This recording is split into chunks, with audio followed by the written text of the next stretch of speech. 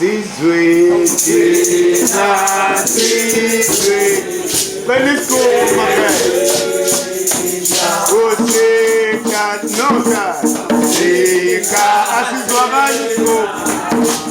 Sizwe, oh, that's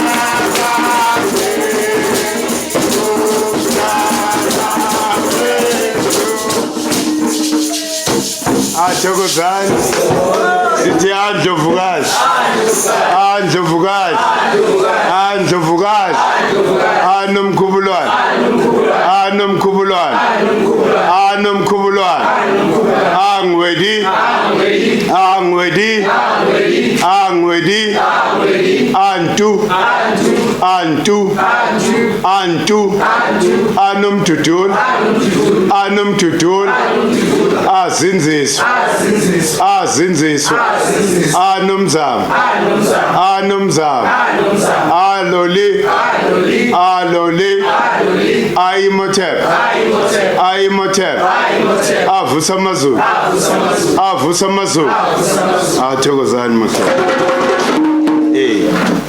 Ngiqale nje ngokubonga, ngibonge amadela ukufa aseKhemu.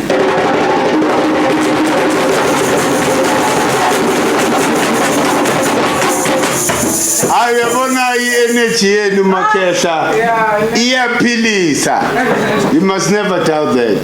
And i-commitment yenu is unquestionable. Ukuthi noma kunjani kuyabanda kuyanetha kunjani nilokho ni consistent. Ubuholi yibo ke lobo. Awubizwanga la ukuthi uzoba i-follower. You are a leader yourself of amadlozi akho. So mawula uzosebenzela amadlozi akho. Awuzanga la ukuzolandela nje abantu. Ukuba khona kwakho la idlozi lakho liyakhula. manje idlozi liyajabula ukuthi lifake testini idlozi, lifake in the worst condition, lifuna ukubona ukuthi uzowenzani. Do you stand there, you know, the test of time? Well, ukuthi makubanda uthi no, I want the comfort of my bed. Usacrifice amadlozi kumele ayophila ngaleso sikhathi, wena ugadane nokushisa necomfort yeyingubo.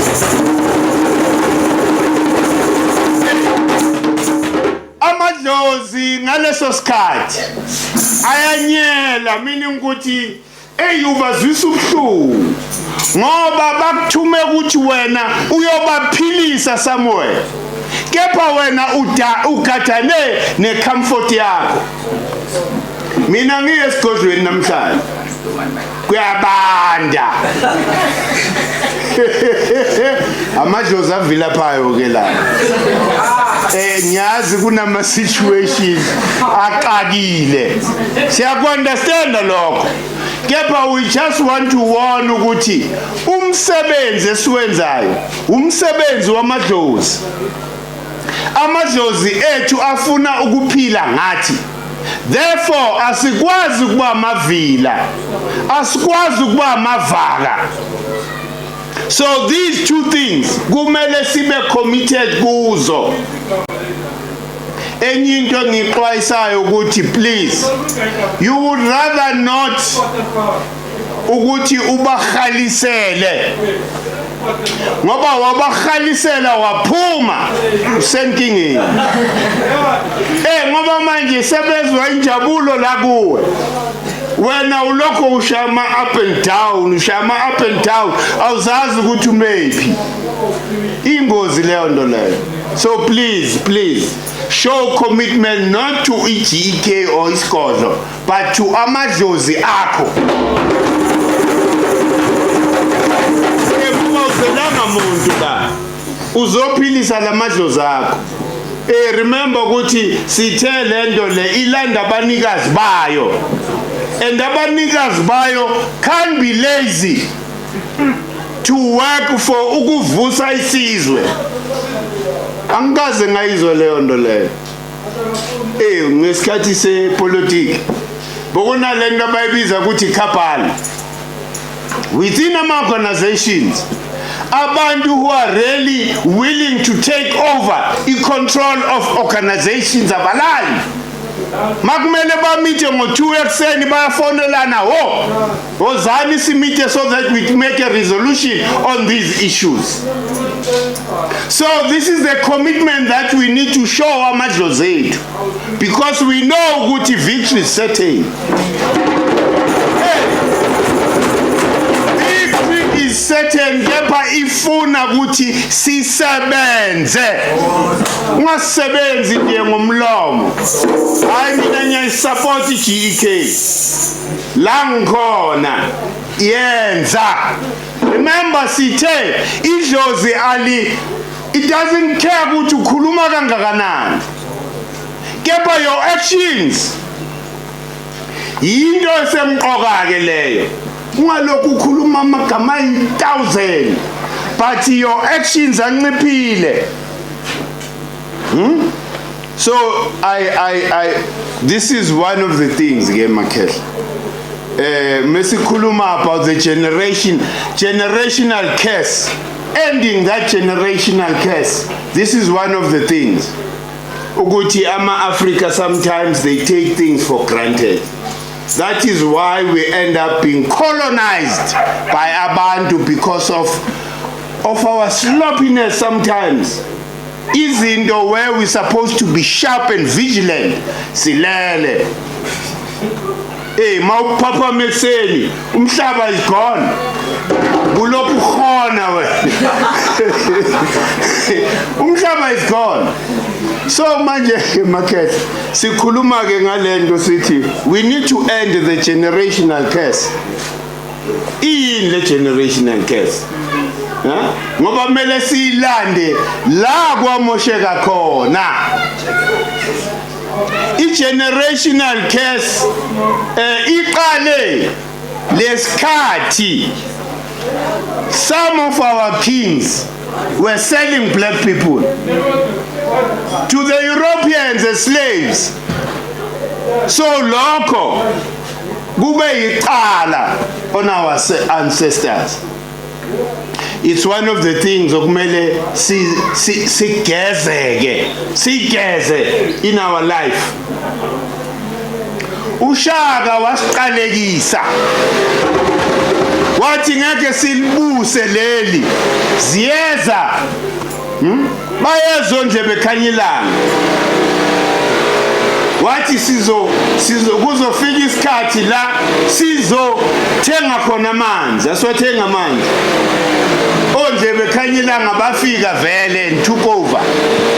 The last case was uBaba uCredo, who said, I don't care whether you may burn in hell, whatever, because ngikhathele yini. Ngikhathele yini, anizwa nimamele nendlebe nje zenyama, anazi indlebe zomoya. And the major case ubujwembe. Lama sell out to sold us out to Europeans right from Kemet. Sesifikile le. At the top of our development. Umlunga qamuke kumlaba athi 10 million wena. If you can break away from the great empire of Kemet, sizokunikeza le 10 million every year. Foolishly nayo umlaba ithathe le 10 million. Imali ayipheli. Ini imali. For you to sell your nation for something that is not there forever. Yabona, that is the angazi ngayibeka at the top of case of African people. Silula sithengeka kalula ngemali. Why? Because sicabanga ukuthi siyinyama. We are not the flesh, it's umoya. When you betray your people, you are betraying umoya, not inyama. You are betraying generations and generations your kokobako. Ukabanga ukuthi ngoba le mali uyithathele bumnyameni ngeke sikwazi lokho. We will know. And sobona ngezenzo zakho ukuthi hey nangumani umuntu washintsha. Ubuhamba ngalendlela ukhuluma ngalendlela hawu sesiyashintsha istory manje. So ukhuluma ngereconciliation thina sisempini sesiyonqoba hayo emakhehla asithandeni abelungu sibathandeni bonke labantu bakunikeni khehla ukuthi wena uzokhuluma ipeace ngesikhathi sempi sisempini manje. And it's a spiritual war there. It needs spiritual fortification. We're strong spiritually. Maunjalo wena kesha akwekho umuntu ozokulendoza, because once you understand, you know and understand yourself, you would know ukuthi ayikho into that can match happiness kamvelinqanyi nonomkhubulwane ngawe. Ayikho. There's nothing. So umuntu angafika nge100 million la athi hey mina ngizonikeza le mali ake ngithuleni mali nisenzani comfortable bese siyayithatha lo mali in a year seyiphelile thola ukuthi 90% yethu iyahlanya ihamba idobha amaphepha la estradini.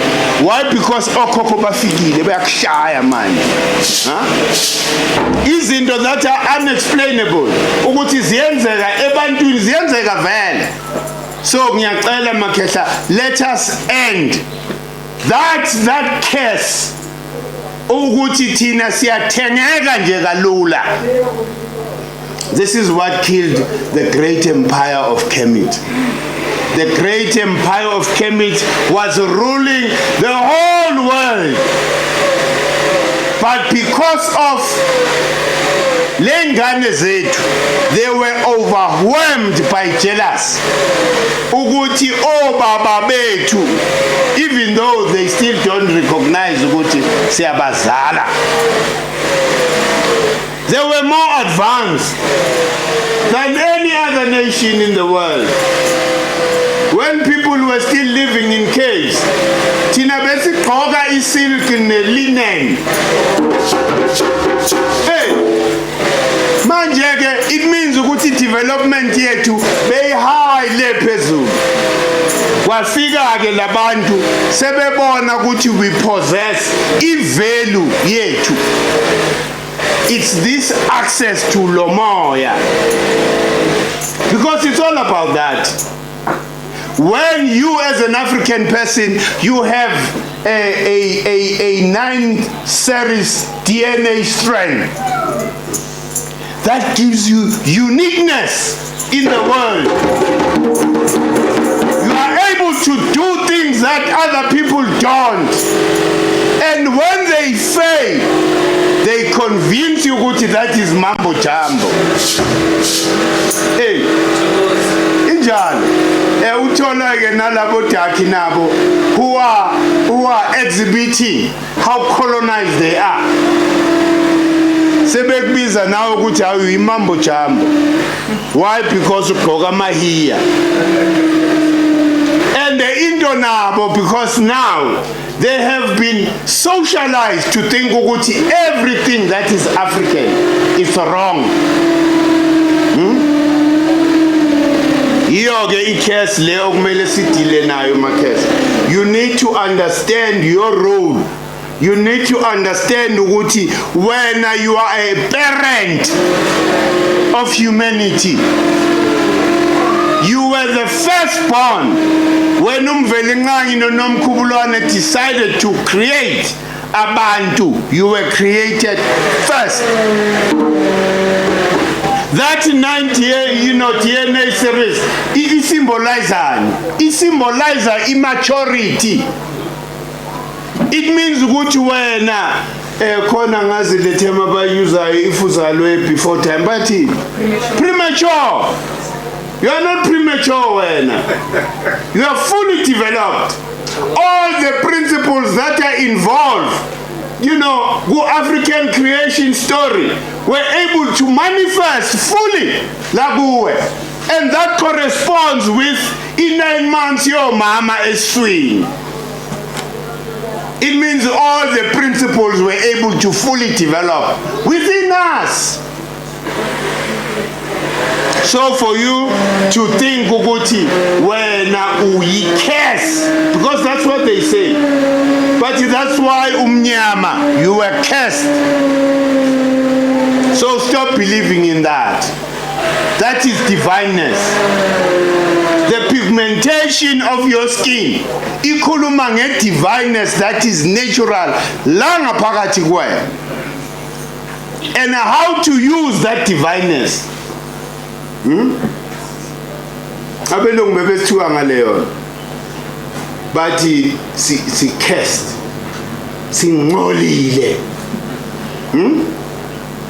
Kanti bayazi kahle, they knew ukuthi inkinga, once abantu abamnyama realize this divineness engaphakathi kubona, we will never control them. So the best thing is to attack the divineness within them, then we can control them. When I'm a believer nje ukuthi you were born to be a slave. How many people nanamhlanje kunabantu who are still slaves. Asisho ngomlomo sibona ngezenzo zabo ukuthi wena you are still a slave. Ngaphakathi emqondweni wakho there's a lot of confusion. Awuzazi ukuqala. You don't know yourself. Uphila nje ngokuthi ubone nje ukuthi impilo ikusakuphi. Ayikho into ukuthi usupporte your vision and your plan. La emqondweni umqondo wakho becomes a production house. When you believe ukuthi wena uzosebenzela umlungu until uzofa, you are as good as dead. It's true. Tina, we're not born to be slaves of other people. The other nation should be serving us. Hey, kissing our feet. They cannot access without us. They know that. Yitho kumele sibaphashele ukuze balungiseleke labe khona. So these are the things we need to deal with, and it's all in the mind. All this curse, it's in the mind. For you to agree to be a politician, that's a curse. There's nothing positive about it, because by default you are abating the colonizer to further perpetuate the colonization of Africa. Hey, who's about you? Hey, I'm a leader, I'm a politician, whatever. I work for the people. We work for the people for what? Yini lo producer ebambekayo ngoba uzalokhu ukukhohlisa nje all the time. How can you say you are working for the people ukuthi uphezu kwehashi labelungu? The structure esikuso, it's meant to colonize us further. Bayibiza manje neo-colonialism. Seyiza ngenye indlela ipackage ngenye indlela. Bathi bazokunceda ngama-loans kanti bakufaka more into debt. Now as a black person uvuma ukuthi umlungu umnikeza i-concession, that concession can produce over 500 billion for your country, but unikeza umlungu lo concession, umlungu akunikeze 2%. Where's the wisdom there? Then the next thing, you cannot support your own generation and support your own people. Uthi awunamali. Awunamali kanjani because uthengisile ngama resources ethu. You took wrong decisions. Instead ukuthi yonke lento engaphakathi engaphansi komhlaba ibelonga kithi. Example laba base Northwest, the Bafokeng. If that model could be repeated the whole country, umuntu wakaMakhado nenkosi yakhona, let them benefit from the resources that are underground there. Ungathathi ama-resources, this foolish thing, by influencer belungu ukuthi all the resources belongs to the state. Therefore, mawufuna ukumina, you have to come and get the permission. Even if umhlaba wakho. Who came up with that strategy? Umlungu. Because of wena angithi uhehwa imali. So bonela mabhillion abapromise wona.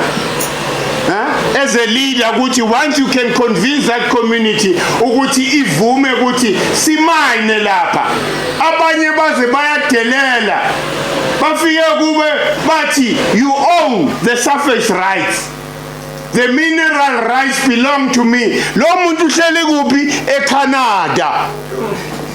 Is not even in the country. They own the mineral rights zethu. That's a curse. Because manje abantu bakwaMakhado babulawa yindlala while they have resources underground. It's unfair. It's really unfair. So yizo ke izinto lezi thina into esiyilwelayo yiyo leyo ukuthi ubukhosi buvuke bume bube strong. Singalokho sidlalwa ingane la because abantu, no, I'm going to say that abantu who still believe in politics bayizingane because politics divides things. A mature mind always remembers things and works for harmony. Ingane vele uyayibona iyathatha ithoyi ihlepule iyenze yonke lento le. Ubungane lobo even if umdala ngeminyaka.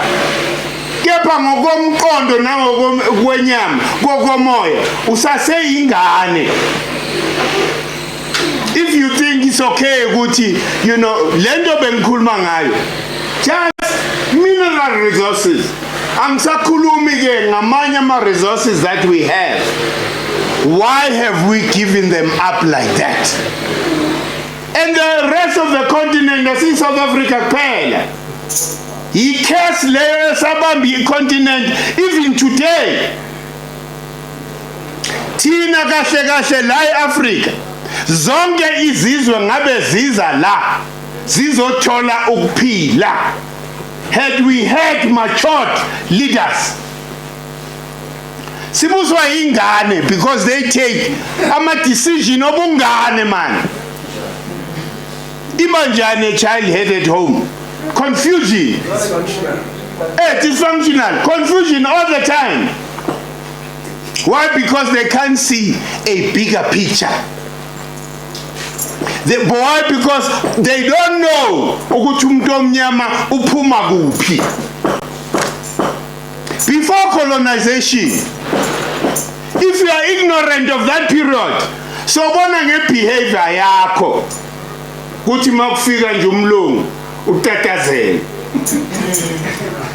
Ukwenzeni lo muntu lo?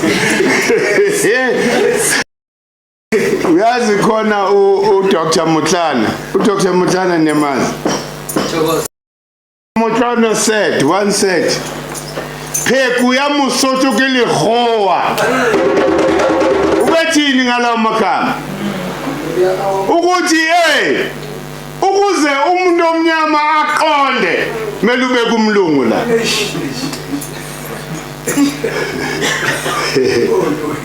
Injalo. So it means ukuthi abelungu basiloye we no longer function properly as normal people. Umlungu mengekho banengi millions la South Africa basithukayo. Bathi hey mina ngifuna ukusilambisa. Umlungu meke hamba la solamba. Baningi ngabo bodaka basithukayo. Those are blacks who don't believe in themselves. Ukuthi you don't need umlungu. Udinga umlungu ukuthi uyibhakele la ekitchen isinkwa. Manje what's your problem? Iyalibhani meyivala inkinga yakho yini lapha. Alithi ungathola iflower ungene endlini uyibhakele isinkwa. Manje what's your problem? Yile generational curse. Uloyiwe. Lokonithi abantu abamnyama abathakathi. Hayi! Abazilutha abantu abamnyama. Babanikazi bento. And bayenza into iqonde and ibambe for generations and generations and generations. And thina we've experienced, it's a lived experience. Yiphi leader engathi hlukile yase-Africa? Yiphi? Bonke is the same. Bashawe ngekhuba lelodwa. Bashawe ngekhuba lelodwa bonke. So it means ingakho iAfrica ngeke ize ishintshe. Why? Because we keep breeding the same leadership. Abantu who are giving up immediately they get into the seat. Bayoboni Queen. Queen, I'm not going to touch the constitution. So love me, Queen.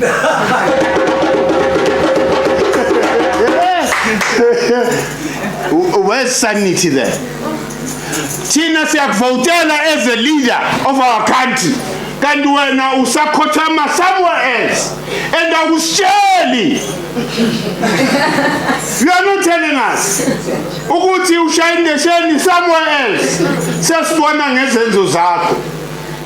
Hayi nawe sophuma lapha. I'm not going to touch the constitution. And at that time, the constitution, Yabatros Lagit, yes, Kama. We are about to suffocate. It's on our neck, the constitution. We're not defender. After we voted you in, Nitola 2/3 majority.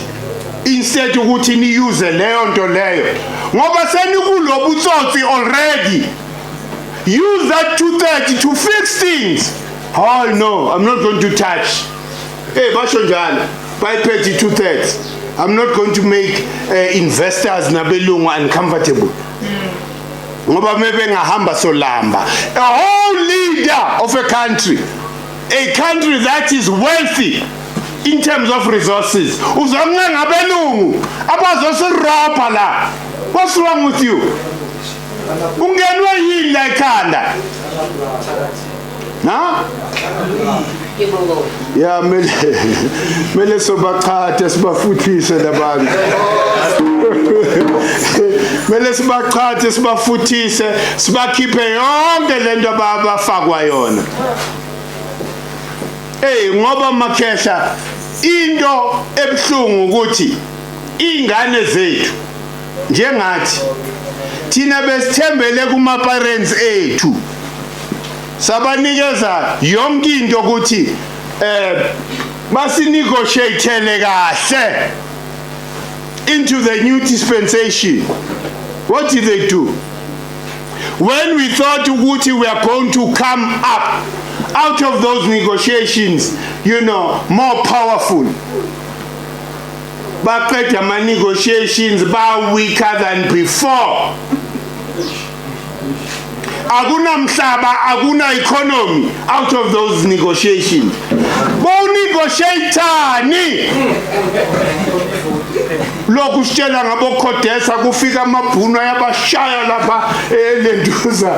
Yile ndawo yaseKhodesa. Kwafika bo ubani nebhuno edelelayo. Abo Terbanch lapha. Babashanga inqindi khona la. Then they come out of that and say, no, we had to give concessions to Abelungu to make them comfortable. Ubuze ukuthi yini lo concession? She said they can keep the land and the economy. Yeah. It means ubopha abantu abamnyama for the next 500 years. Umuntu omnyama will be a slave to a white person when you make those decisions. And those decisions, ezakho. Because Mateguwe, please protect our interest. We will take care of you. And then now you do it. Ngayo yonke into. Because that's what we did. We thought ukuthi, Abotata were released from jail to come and really rule us and take us forward. Kanti when you then investigate, babakhulule ngoba besekhoneni labantu. Ama-sanctions were all over South Africa. No country wanted to deal in South Africa. The only solution they had to do was to release Abotata. So that leadership must go and protect their own interest. Not the interest of the majority, because ever since the Khodesa happened, we are worse off. And the worst thing again, ukuthi umlungu all over the continent has made more money than before. Abelungu in South Africa are much richer after 94. Uzibuze ukuthi kanjani. I mean, a simple thing in the tender system could have lifted bonke abantu abamnyama. Just the consumption of government.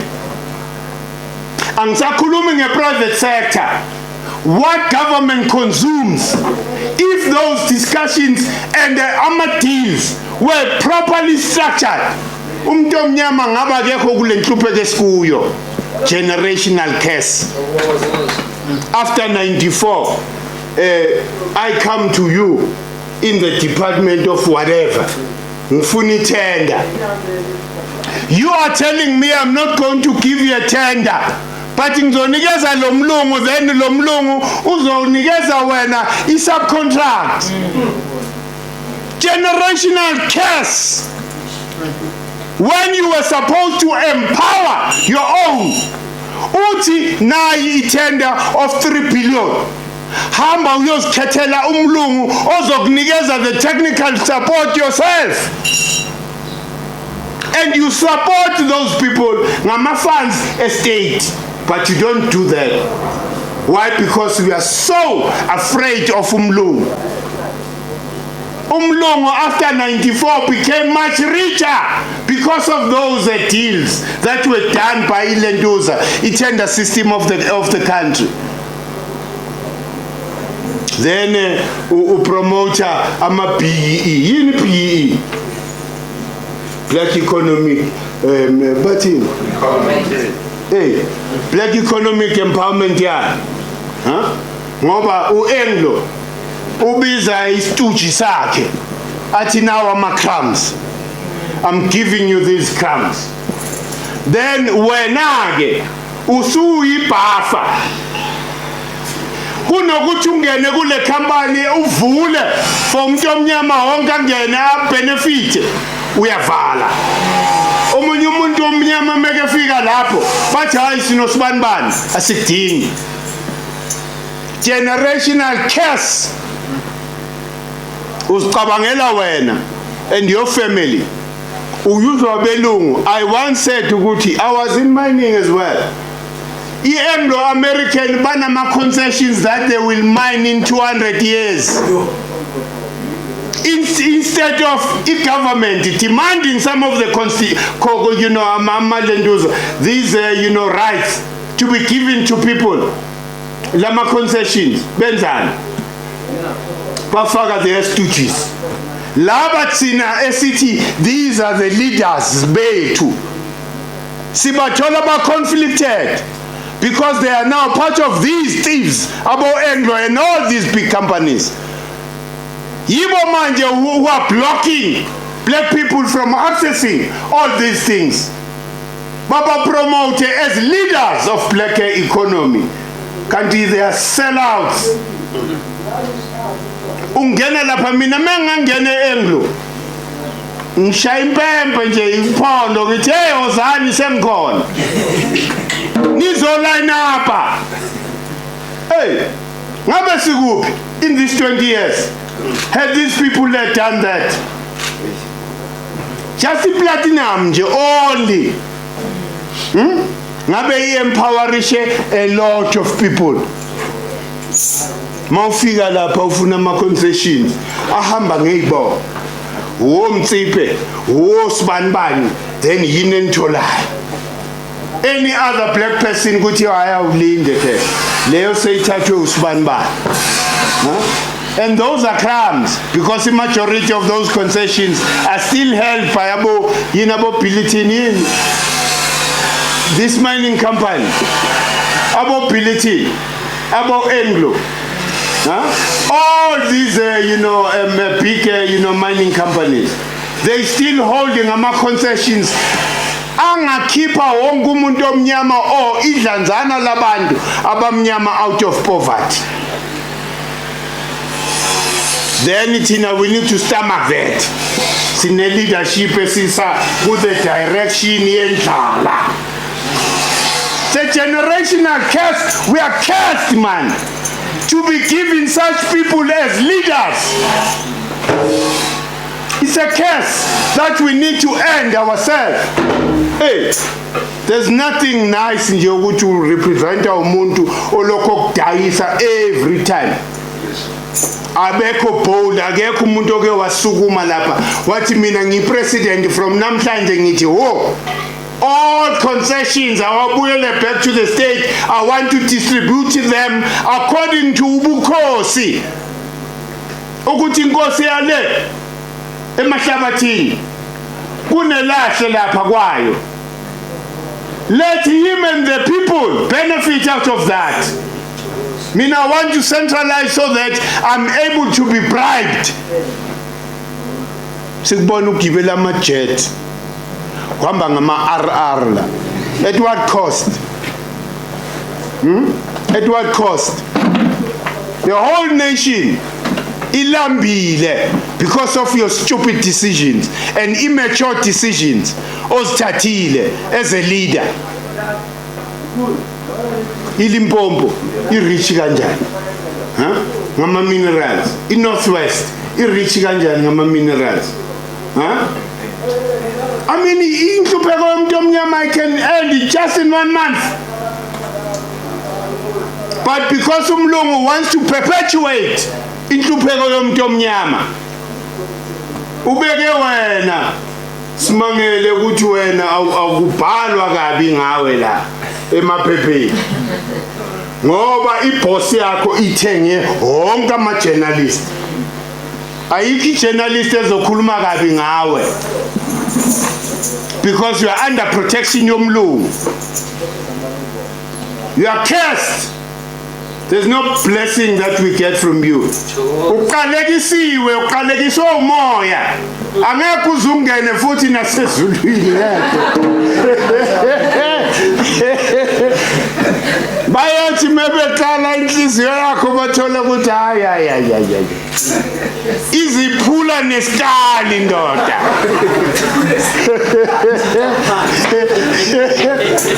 Yasiphula isikali the way heavy ngakhona. Yilokudayisa kwakho la emhlabeni, selling black people. Ulokhu pretend ukuthi you are a leader and pacifying us all the time. Hayi mina ngangivotela, I'll make sure ukuthi lokho kuyenzakala.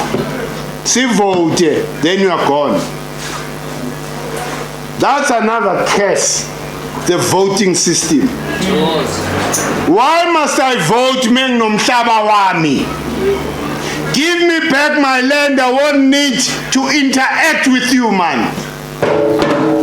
I'll just produce from my land.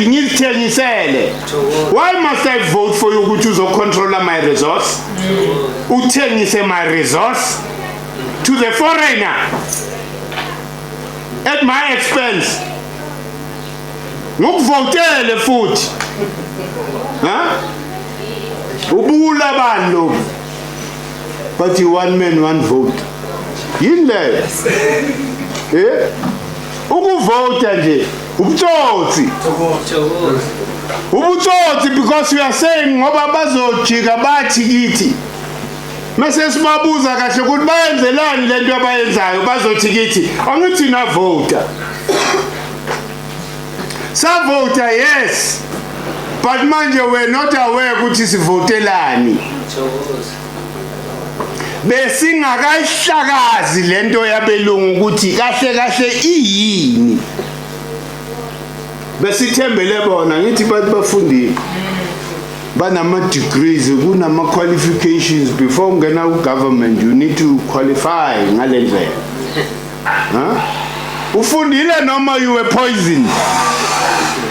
Hey, umuntu ofundile ngeke ayivume lento abayenzayo. It means you were poisoned, you were not educated. You were poisoned to hate yourself. To the point which you can sell your own people. That's poison. Because you want to belong to these exclusive club houses. A VIP. Now it's so no chef. une-security une-security ama-security ayitendo yini manje ngawe yini ngathi usaba ukufa yini unama-security angaka wenzeni ebantwini umuntu ongavela kithi vele ahamba nama-security unenkinga usabani thina ngoba we are brothers or sisters yini uza kithi ngama-security wenzeni unembeza wakho uthini manje inkingi lapho how can you represent abantu kepha uyabasaba labo bantu ma uya kubo uya ne-extra security ukuyabona i-security yabo president nabo deputy over 15 cars over 15 cars asi-waste of resources imali ngabe iza lakithi izosidevelopa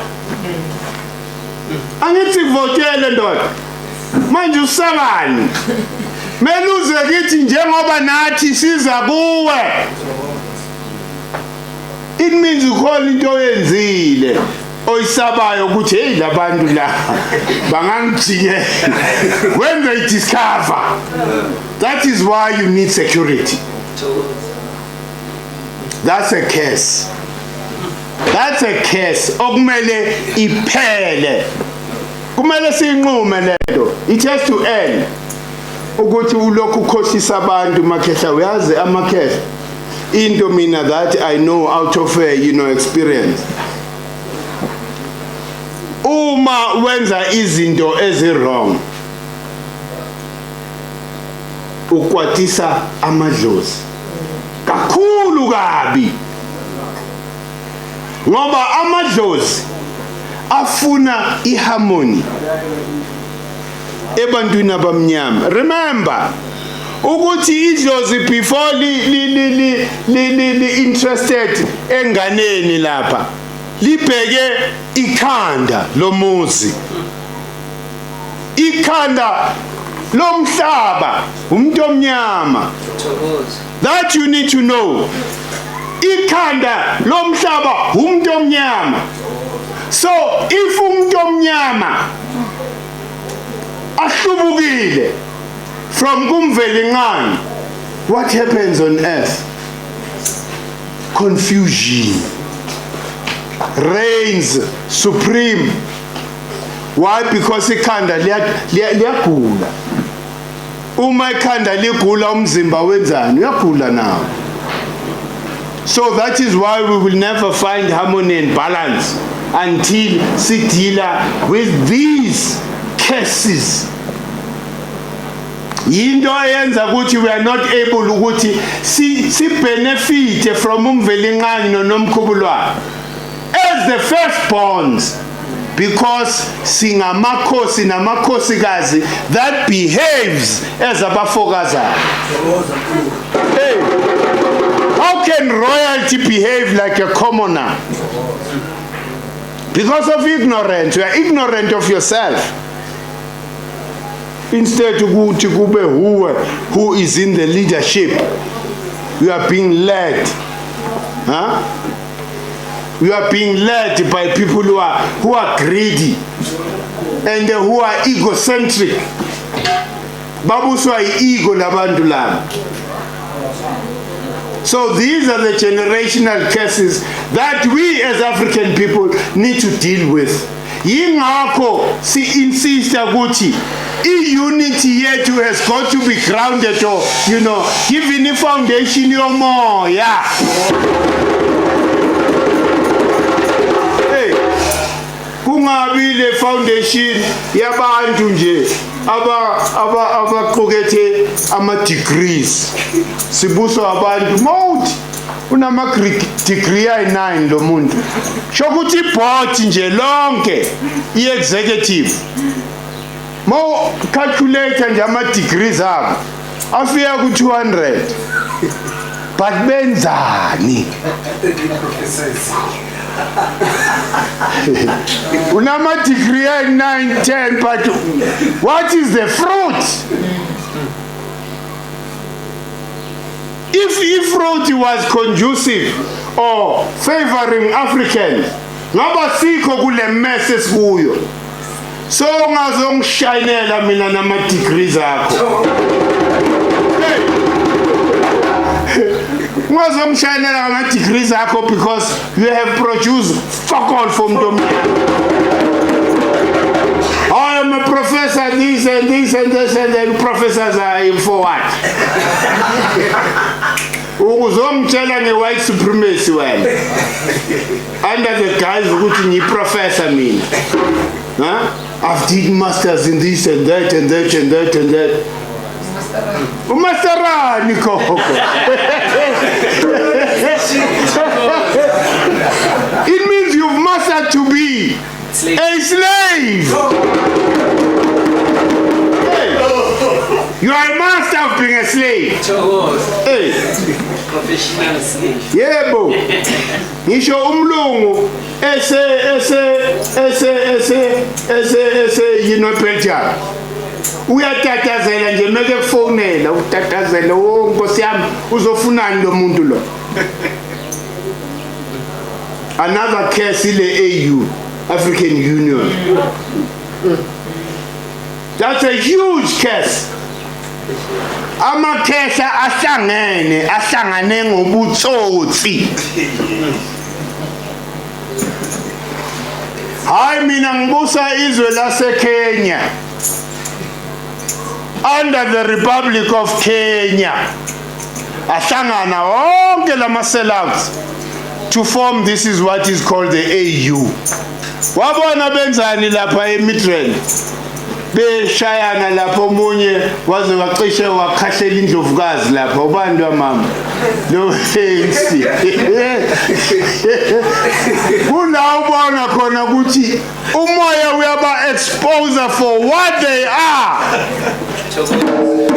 balwelani a simple thing i-rotation of a chairmanship or presidency of that silly structure sir. Hayi West Africa ayifuni ukuthi abase South bathole chance. Stupid thing like that.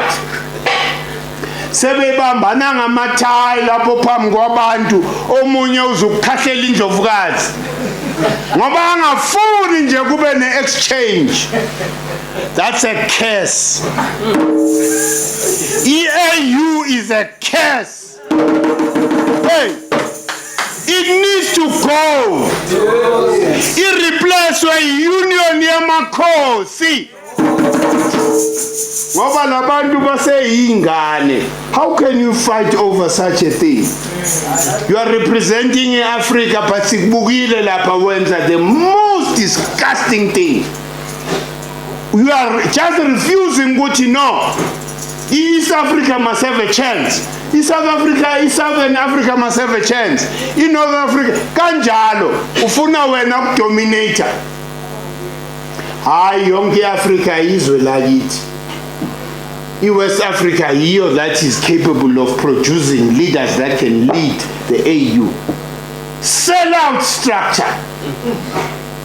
Huh? Constituted by sellouts.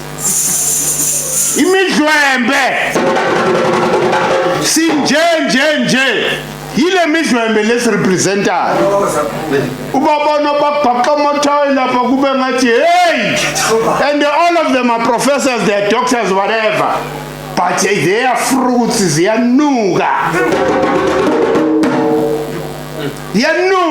whatever they are producing lapha yini imele ndani. Abantu laseSoweto don't even understand ukuthi there is an office that represents the whole of the continent. La Midrand, nobody knows about it because bayidlela imali. Worse off, into worse futhi ngabo. Who funds them? Who funds the AU? Is the colonizer. Bakhipha ama statement la. Hey asinamali. Hey. Asinamali to run the African Parliament. they have to go to the European Union.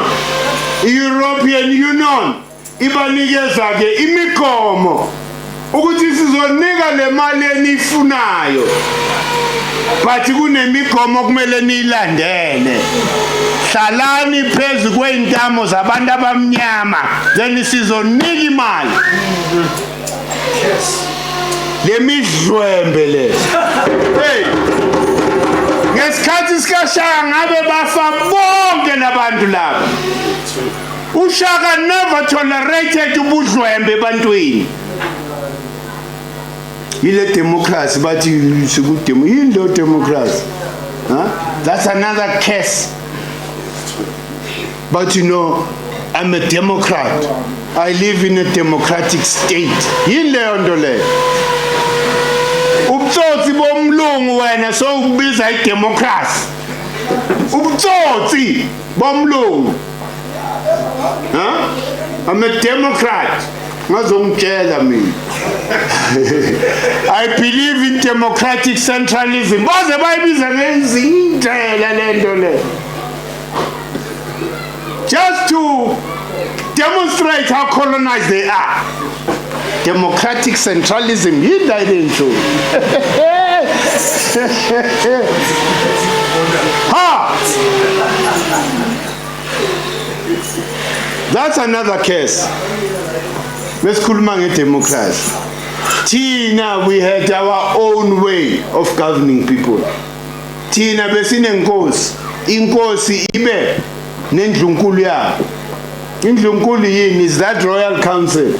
The royal council is represented by ama-chief neinduna from zonke igodi ezikulo ndawo. That's how we rolled.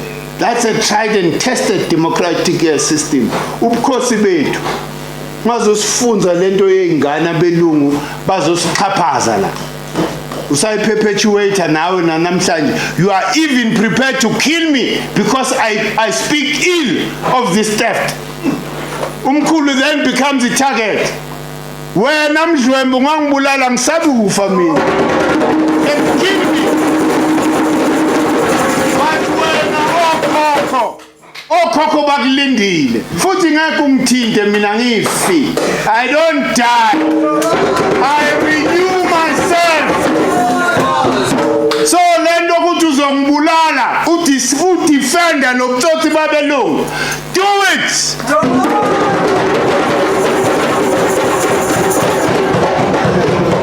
Abokhokho bami vele, when I'm ready to renew myself, bazosebenzisa wena ukuthi vele kube uwe oba transport yami to go and renew myself. So ungacabanga ukuthi uzowina by killing me. You won't.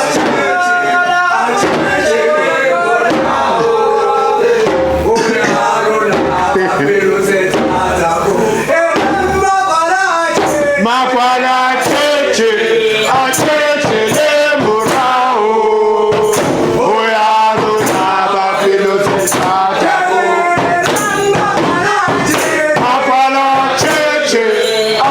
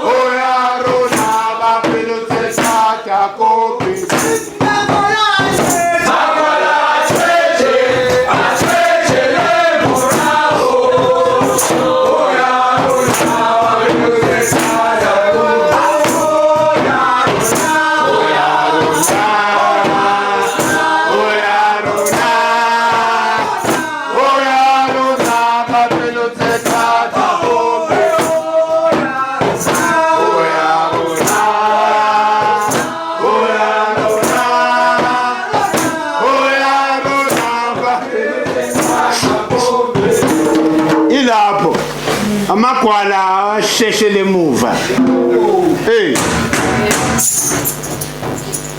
Sesithola ama-calls nje uthi ukhuluma nje ebusuku uzwe ubuhwasha la efonini. Bamamele le midlwembe and abodaki who are being used for this. Ngiyabathuka ke mina la efonini. Wazolandelana nomuntu omnyama ozama ukukhuluma abuyise iqiniso. Why my target? Mina njengoba ngisho angabalunga kahle. And angekho uyishaya isifuba ukuthi umbulele imsengini. Ngoba njengoba ngisho i-timing mase ivumelana amadlozi athi ayibuya manje sewusebenzile. Bazosebenzisa wena ukuthi ube i-transport yami so we have in war.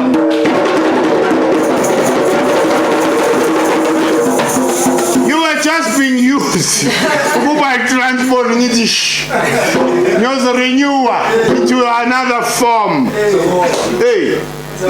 Manje ke makhehla i-curse lento yale midlwembe. I-curse. We need to end this generational curse. Umuntu mawuhleli lapha ekhaya in the comfort of your home. Usurroundwe yonke lento le.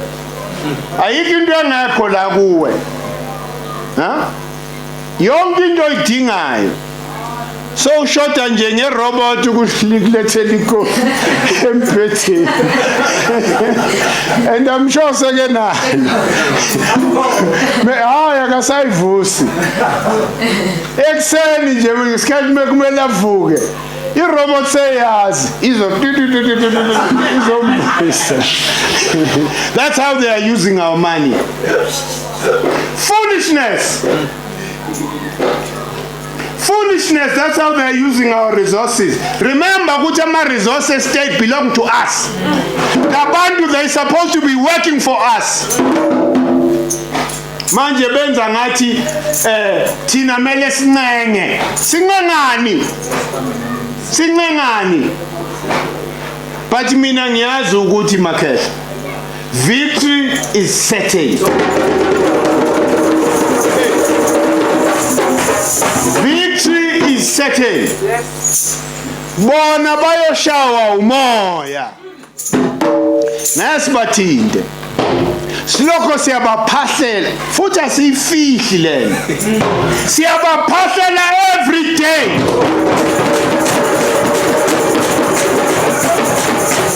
Ukuthi bona nalombuso wabo who are sitting on our necks, let them fall, man.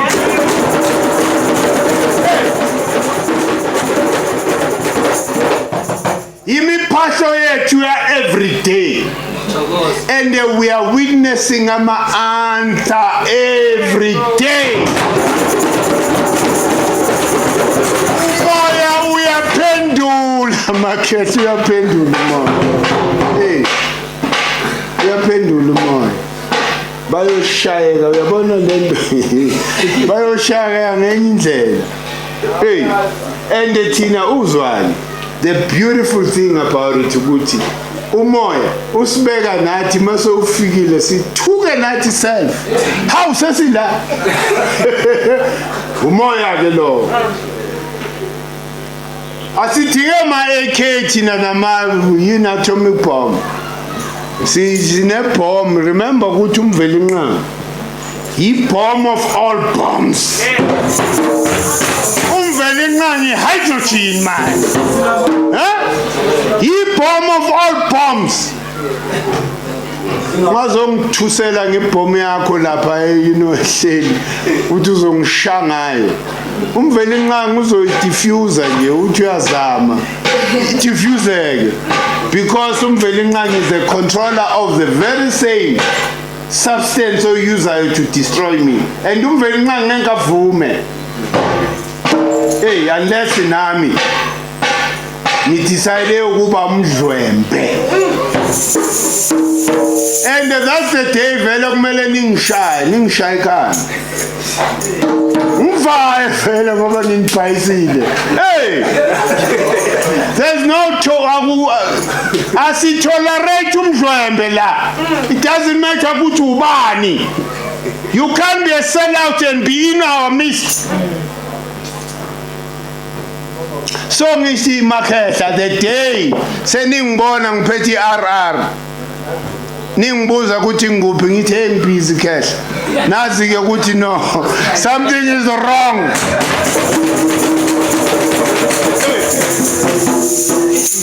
Mina ngizokhuphuka nesizwe. The day when everybody has got a chance to produce something and be guaranteed is support by the whole majority of black people, that is when I'll become rich.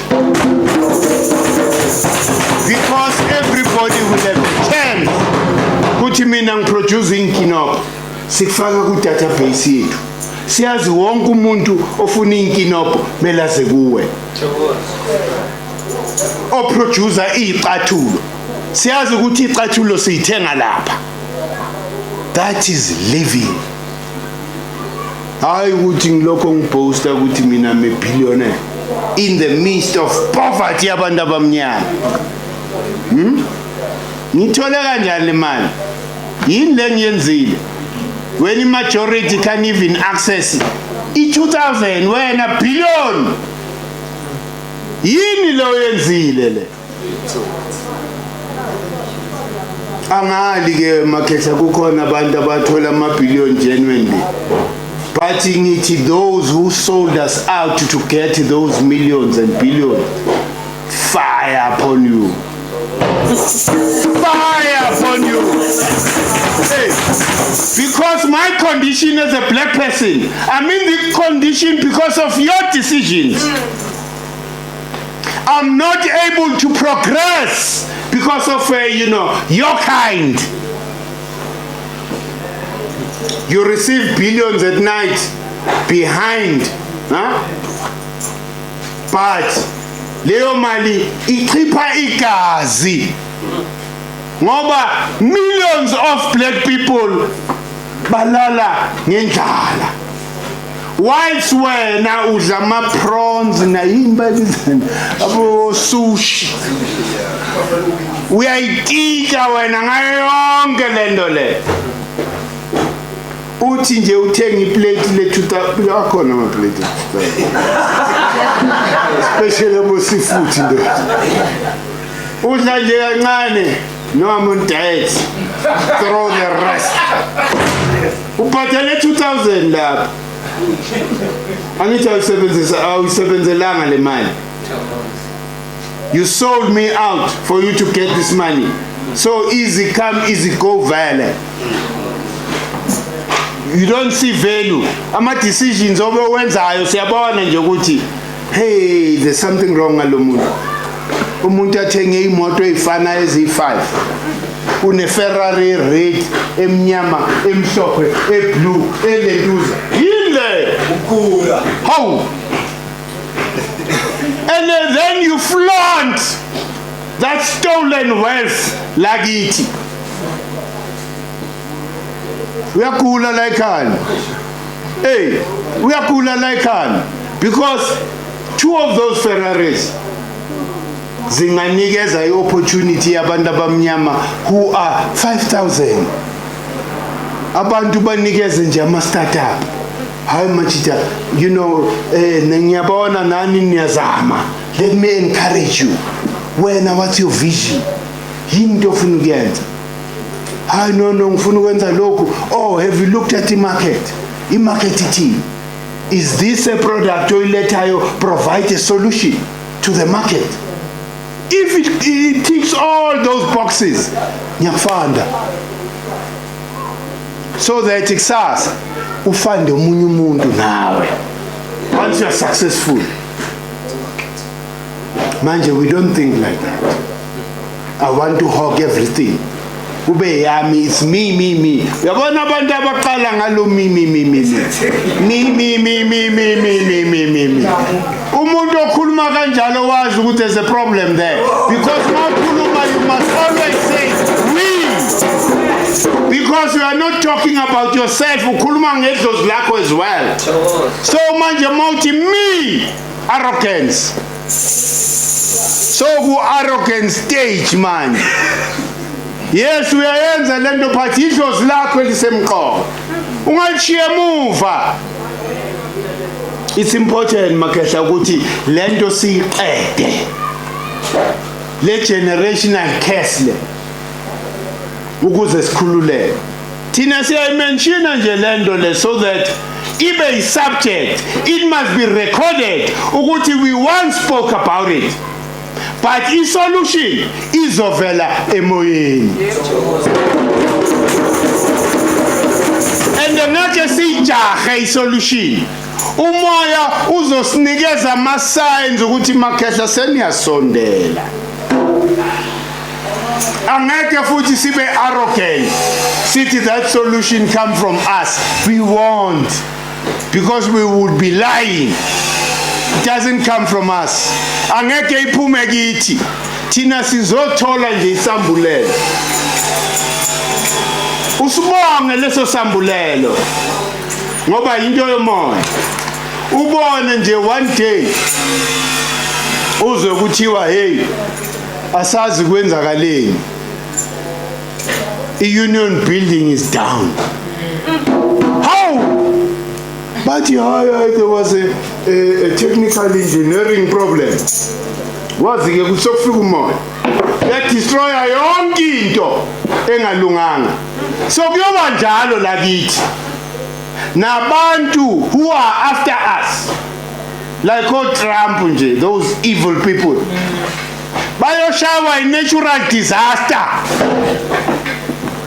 Wonke umuntu that has done a bad thing kumuntu omnyama, fire is coming for you. I-Queen lapha e-England le gold uzoyiletha esesha ngaphakathi, angazi ukuthi lo mlilo ola ngaphakathi kimi uyini. Avuke ekuseni akhipha isiqondiso ukuthi hey man, lama gold akulama volta wahambe semgcwele on all our artifacts. Silokho kuphahla singenzanga lutho phahla nje. Yingakho ngithi umbuso wethu kwangempela kamoya angeke uswele lutho, because everything that was stolen from us izobuya. Hey, izobuya singa understand nathi ukuthi how lo muntu wavuka enza isishine ngayo. That will affect yonke into in that country. Just le gold elapha ku Queen ingasenza ukuthi in just 6 months umuntu omnyama athivu sibe lapha phezulu kepha sigade abantu ke abazoyireceive, kungabi le midlwembe futhi umuntu esizomthemba kanti simthemba nje simsondezela nje ukuthi asondele lapha. Meke fika lapha umuntu ajika athi hey angisangeni indaba yini. Manje ke makhehla yiyo ke into esithi thina asihlale la ethembeni. Asihlale la ethembeni futhi siyabona ukuthi umoya uzosenzela izimanga. Lo moya asiuthembe 300%. Uthembe ukuthi as long as when usa sacrifice ebusuku ngo-12 futhi asu-12, that's another curse. 6 is the 6th hour of the night. Hey, he curse it to 12. U-12 remember divide ubusuku or imini. Manje mawuthi 12:30 kusemnyama kakhulu futhi. Awudivide ngani? That's another curse to a calendar. Confusing your protons, neutrons, electrons. Ngamabomu. Evilness. Yomlungu. Ufika abantu behlalela kahle. uba keep out of a line and alignment. Deliberately so. Then you've messed up the whole nation, because out of that you have now a nation of beggars and slaves who are ready to listen to anything that you say. Evilness. Umuntu omnyamakazi asuke lathi uya kulezwe labo lelia, afike enze yonke le mihlolo. Yilo buntu le melanin. Sometimes nayo kuba i-curse kithi le melanin.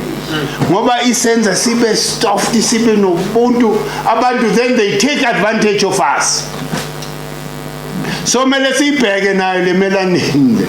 Asikwazi ukuyikhipha ungableach, please. You must never do that. You must never bleach and take out the divineness within you. Because that is the highest violation of the natural order of things. Idlozi lakho local communicator ngawe through, the melanin. The next thing ublichile. Ishaya ile nduza ukwenzakalani. Ithi ntu. Yabo ifone my engage. Ithi ntu. How? Lengane kwenzakalani ngoba beyikhuluma nayo last week. So ublichile ndoda usena melanin. Communication, chemical is no longer there. So we need to love our divineness. Futhi abasasithuki manje. Ngoba maybe sithuka sibashanga enqindi. Hey, ngazongitshela ukuthi ngikafron ngokushaka. So leso sikhathi sesiphelile. Sekuyisikhathi ukuthi bahloniphe who we are. Okokuqala nje, once sesithathe over, wonke umuntu wangaphandle, it doesn't matter ukuthi ubani, you will have to adopt one of the cultures, either yabeSuthu, yamaXhosa, yamaZulu, one of them, ne language yakhona, for you to exist in our country. Otherwise igate livuliwe. Hak uthini lo mpe abaho uthi erihwa.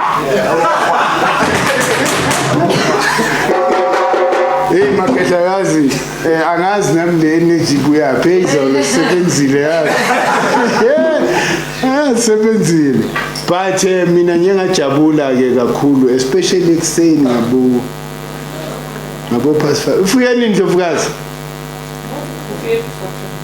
It's izolo. After 8. Like say. No, izolo Masiale. Masiale. 7. Yeah. 7.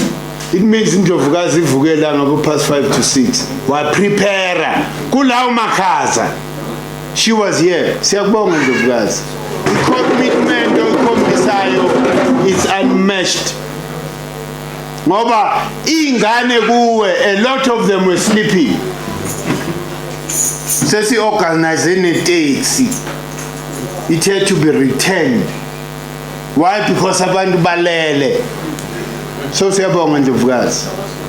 Namadlozi yakujabulele lento oyenzayo Ndlovukazi ngoba uyisibonelo esihle.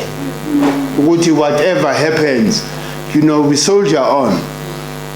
Whatever challenges we face, sile phambili. So siyabonga kakhulu, sibonge nabokopano lapha khehla yazi umsebenzi eniwenzile izolo. It was amazing. Even the singing, lela khona lethu, it was so hot. It was so hot. Imagine, uyabona, even the singing. I know it was so powerful. So ngiyabonga Makhehla, akubongi mina, akubonga amadlozi. Ngoba nikhombisa any commitment. Amazing commitment. Consistent. It's all about consistency. That's another case. Yomuntu omnyama, ungabi consistent. Namhlanje ula kusasulapha. That's a case. You need to be consistent entweni yakho uhlale ku. It doesn't matter kunzima kunjani. So we truly appreciate Makhetha Ndlovukazi. Ndlovukazi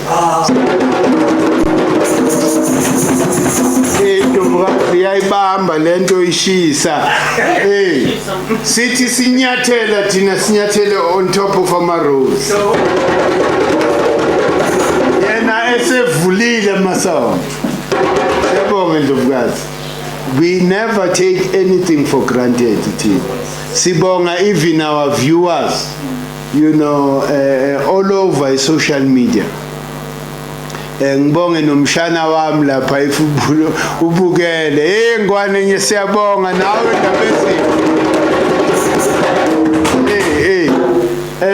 I-commitment abanayo baseThekwini. Kepha every Sunday. If ngabe bebekhona, they would take planes every Sunday and come and be here physically. But because of Lama challenges, every Sunday consistently they are watching our stream. And uzwa irresponse yabo ukuthi labantu we're analyzing each and everything esiyenzayo. Uyazi ukuthi kukhona ubuke into nje. But kukhona ukuthi ubuke into uyibukisise to think on the thought ukuthi into hey man lo muntu icomment yakhe le why lo muntu akhulume ngale. So it's those people ukuthi they are always there. Siyabonga Makhehla Ndabezitha, siyabonga bonke ama viewers ethu all over the country, eMpumalanga, Eastern Cape, Cape Town. GK iyadlondlobala sesilinde nje lelalanga kuthi haqa kube naleyo harmony between izulu nomhlaba bese kithi vu into singalindele nathi, but otherwise siyabonga kakhulu wonke umuntu nje onesandla ekukhuliseni movement ngoba na into efunakalayo. We need to have one vision as African people, and don't listen to those who are saying ukuthi but mina ngumXhosa ngumvenda ngini. That is an immature mindset. A mature mindset works towards uniting. You don't break or divide things. So nathi angeke size sakheke ngaphandle contribution of individuals that are committed to this cause. So siyabonga kakhulu nonke Makhehla siyabonga. Makhehla suka eDaveyton, beze la all the time they are here. And consistently ever since bafika la siyabonga because labantu kahle ni replace abantu imidlombe beyila lemidlombe ithi sesidilile ngabomkhulu kanti umoya uneplani man afika Makhehla seDaveyton baqala ukuhamba one by one bathi bazohlakaza kanje ungeke uhlakaza umoya bayiwule ezinjani. How stupid you are. You think you can destroy energy? Foolishness. You can't. The science yasho energy can be destroyed. So ufike endaweni yomoya wena uthi uzophula uzange ngemiqondo emibi futhi usethi ningamfaki lapho ngoba usethi idlozi elinamandla kabi angazi udonsa phi ke kulo moya lo esingawazi. Usethi phela siyamsebenzisa thina to know the truth. Simazi uAsa, simazi ngosethi, because without usethi bengeke simazi uAsa. So udonsa phi ke wena if yonke into ohlangana nayo ufuna ukubulala ufuna ukuhliphiza. So siyabonga kakhulu Makhehla i-commitment yenu just ukuthi nithele ipetrol njalo Makhehla. Amadlozi ayabonga sibambe njalo sekuseduze la siyakhona. One day nje so bese si-issue nje ama-petrol slips. Wonke umuntu uyaregister, I know ngikari la, okay sure, bhalisa nje la nasi slip ambothe. Liyeza lelo langa. But in the meantime, we appreciate the little that you do. So sengikhuluma ngawo wonke umuntu onesandla. Ngoba lento le asinto ukuthi uyenze nje, you know, bese kuhlehlela emuva. Asinto yokuthi ukhuluma, si theory le. You need to be practical in this thing. You need to be practical wherever you are.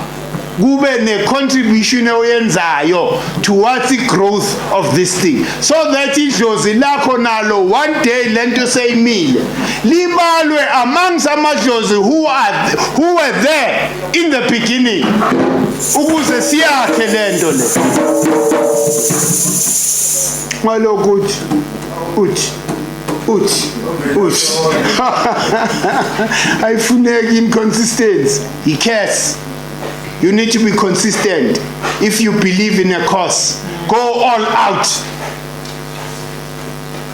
Singathi siyabona namhlanje ubuye after 3 months. Hayi bengizonichecka nje ukuthi ngisase right thina. So siyabonga makhethi. Yazi ngibonga umoya wayizolo usekhona namhlanje. Izolo besijabule ngenye indlela. Why? Because yazi ukunqoba into semqoka. When you overcome certain hurdles, you know, you become victorious. Uyajabula ngapha, and ayikho imali that can match that. Injabulo besifeel izolo, amazing. Ukuthi we given an opportunity ukuthi sihambe siyoyenza umsebenzi womoya. Umuntu esingamazi asimazi ubabholi, kepha because ubethandile ukuthi kwenzakale ngale ndlela eyenzakele, wasesibiza sasabela, saya lapha sayenza lento kumele siyenze, ende kwaba mnandi. Bokunzima, I'm not going to lie. In the beginning bokunzima, but umoya, because isithembele emoyeni, umoya uqhapha yonke into, onke amafindo. And iqiniso angeke uliphikise. Angeke ungiphikise mengikutshela ukuthi ilanga liyavela ekseni ungitshele ukuthi wena livela ngo12. You can't argue with that. Sibonge nje nabazali who gave us an opportunity. Hey man, ubabu Kefas. No mamleta. Nenkosazana yakwaSmith. Nendlovukazi yakwaSmith. Nawo wonke umndeni wakwaSmith. Basithembe bengasazi. Except ke inkosazana nendlovukazi bayasazi ke. Kepha the rest of the family angeke nje wentrust abantu ukuthi yenzani lo. Phela si unveil ilitshe eliyi-pyramid. The first of its kind. Mina ngize ngasho ukuthi ungaya eAvalon uye everywhere, alikho i-tombstone enjengaleya. So benze umhlahlandlela lowa ukuthi nathi kancane mesithola imali asambeni siyoyenzela abazali bethu, obhuti bethu, osisi bethu ama-tombstone afana nalela, because that represents the continent. Umuntu ke mina ke oye wangibambe emoyeni ubab Kefas. He's my hero.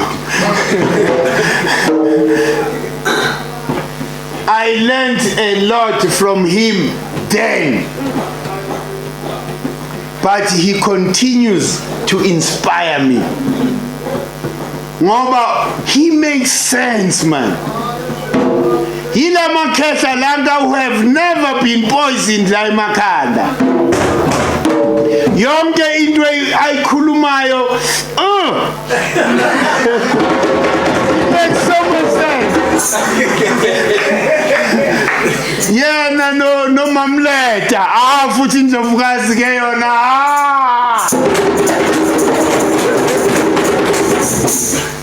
These are some of the people, because mina ngisuka kude nabo. Not in terms of personal relationship, but being inspired by them. Ngisakhula. These are people who inspired me to look at the politics. Singakayazi yonke lento yomoya. But when you look at and listen to ama lyrics abo and you listen to their interviews, you are then able to say, bathini oh mama, lento abayishoyo iyini. We are then able ukuthi manje you question things. That's when the political consciousness comes in. Which, oh no, kahle kahle mele silwe la. Remember ke la elokishini, if you were not a comrade and you were not iginta, you were a sellout politically. If you were not a comrade and you were not iginta, Eli Gangela Labotot, you were sellout. So basically, so abantu had to take a decision ukuthi bame kuphi. Kukhona bafana mina bala eOrlando abayiqeda i insurance company. Why? Because we were saying ngapha politically amakhehla hlasela thina asishaya belungu economically. Bebe tshontshe imoto laba batshontshe imoto bayiqeda bayivali ike yavalwa because ama claims were too many during apartheid, during struggle. So konke lokho kithi besingakubuki ezubugebengu, besikubuka as activists who are attacking the economy of the white man that is sitting on my neck. So abo mamleta nabo bab Kefas yibo ke abantu nabo Miriam Makeba, all these people, they motivated us to carry on, to fight for the liberation yale country. Kanti singazi ukuthi silwela iCAS for all over 100 years. Why were we fighting the struggle? Over 100 years. Kuthiwe no, ANC has been in existence now wonke lamanye ama political parties. But ubeseka uthola ukuthi at the end all these people wanted ukuthi ba occupy a union building and the right to vote. Singahlala yonke le 100 years. Kanti into esifunayo nje ukungena lapha eParliament nase union building and the right to vote. Why singatshelanga ke lamabhunu then? Why our people were dying? For what? At the end uzotshela mina umuntu omnyama ukuthi no, umhlaba ne-economy will still remain in kulabantu. Kanti bokulelwani? What was the struggle all about? The struggle initially was about the land. And the land was taken from kings and queens. There were no political formations. Now, iyabuya this pseudo freedom esikuyo. Abantu who go and negotiate don't have a right to negotiate. How can umhlaba uthathwe enkosini bese ke maso ubuya unegotiate with the subject yenkosi? it means ukuthi all these agreements that these people signed, they are not binding to us. We have a right to tear them. Huh? Why? Because amakhosi thina, who were our leaders, were not involved. They were sidelined. So who was negotiating that? And the mandate by Cholepi wonke lama leaders to negotiate in 94. Because umhlaba wathathwa emakhosini. Who gave them the mandate ukuthi bayokhuluma nalamabhunu? Nobody gave them the mandate because they sidelined amakhosi. Who were the custodians of this land? Basinikeza iliwe ivele. Isikhathi mesifika siyobatshela ukuthi hey, hambani niyobavusa labantu labo. Thina sibaza zange sibanike imandate. So Ndlovukazi, I know I've abused this guy too much. Injabulo nje ngifila ngaphakathi nje yazi ma witnessa, you know, witness growth and commitment yabantu all over the country is very motivating. And amazwi ke kababu Caiphas izola bebekhona emhlanganweni mesivalelisa lapha really touched me. You know, uMamleta no Bab Caiphas. uMamleta started, remember ukuthi I had a show with Soweto TV. Dala ngule asinto yamanje le. Ngibona nje umkhulu sekuma Facebook wa lento dala yaqala. So abo Mamleta ke were tuning in. I had a show like Soweto TV. Where we were talking about these things. But it's what she said is all, which really touched me. Ukuthi, yes, sometimes uyenza into, and you don't know how much you are touching other people's, lives. So that really strengthened. Because I mean, by then, I was just being, a rebel. And the Belanda, my professor and my doctor. From all these universities, ngitawuhlala London. Akuyichaze lento ngesintu ngizwe. Bashuleke. Ngukutshela ukuthi in the middle of the show, bese besaba ukuze show ini. But hayi mawuzala kule show kamkhulu, you need to know your story. Why? Because we're exposing them ukuthi bathole the wrong knowledge. They master everything about Western philosophy and they know nothing about African philosophy. That's why bagcine sebesaba ukuza to the show. Ngoba umbuza ngoImhotep, umbuza ngoShikhandata Diop. Ngitawubazi kanjani ndoda? You don't know Ubab Credo Shikhandata Diop. Huh? Hayi angibazi abantu ukuthi hayi Joe, hamba ufuna change. Hamba ufuna change school fees ngoba. How can you possess 6 degrees and you are ignorant of Shikhandata Diop? Shikhandata Diop no Ubab Credo, these are the two people. Abasinikeze the Mina, I stand tall now today because of these people. They gave us the ammunition to challenge the stereotypes abelungu.